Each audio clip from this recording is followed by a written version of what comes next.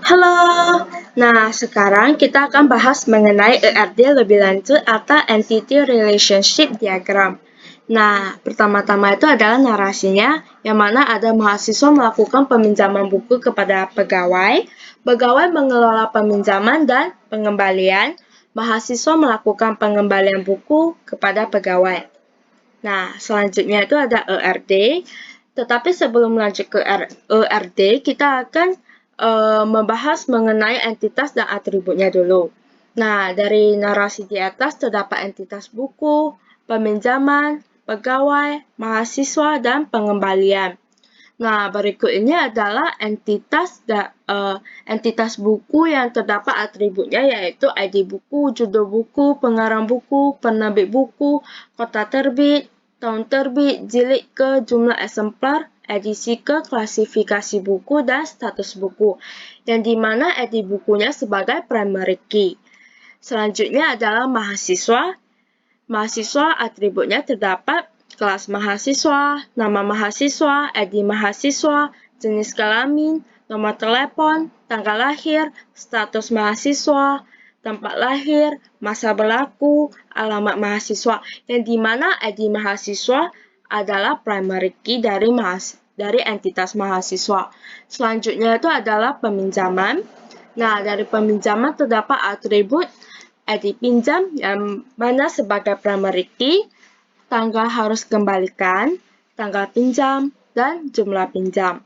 Nah, selanjutnya adalah pegawai, di mana ID pegawai sebagai primary key, dan atribut lainnya ada alamat pegawai, nama pegawai, jenis kelamin, nomor telepon pegawai, username pegawai, password pegawai. Nah, selanjutnya adalah pengembalian, di mana pengembalian itu terdapat satu primary key, yaitu ID kembali.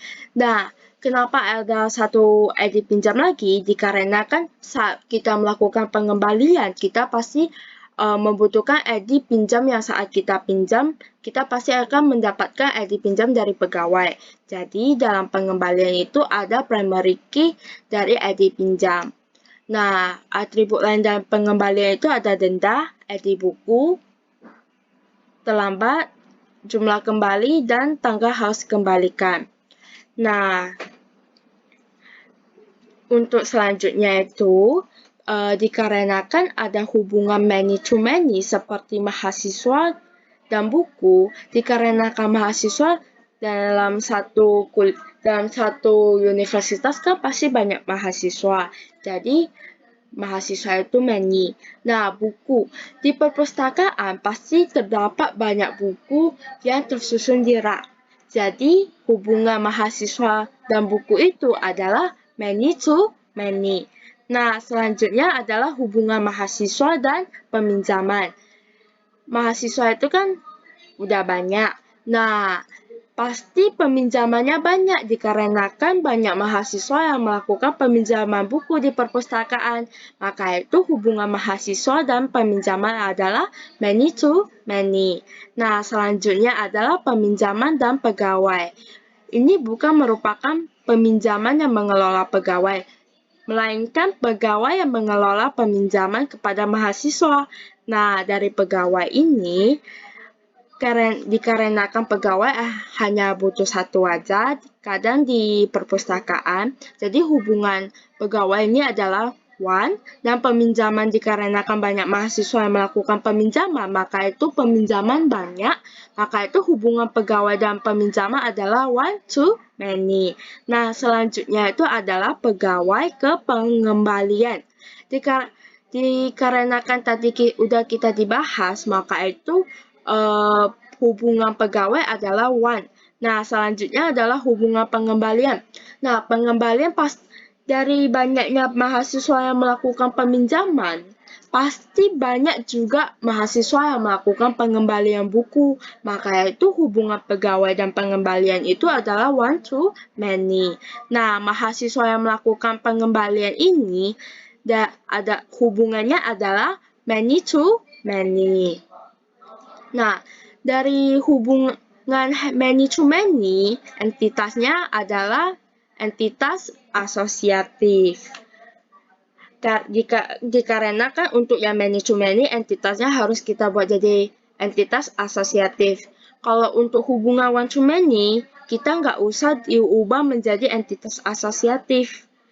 Nah, ini udah saya ubah menjadi kata benda atau entitas asosiatif. Entitas asosiatif itu tidak boleh menggunakan kata kerja yang tidak boleh menggunakan kata kerja, jadi harus kita ganti jadi kata benda. Seperti ini. Nah, yang ini kita masih menggunakan kata kerja. Nah, yang di kotak ini adalah entitas asosiatif yang mana kita udah ganti menjadi kata benda. Jadi, seperti ini adalah ERD yang lengkap, yang mana udah ada hubungannya, kausalitas, entitas, atribut, entitas asosiatif. Nah, selanjutnya kita akan membuat database-nya di MySQL.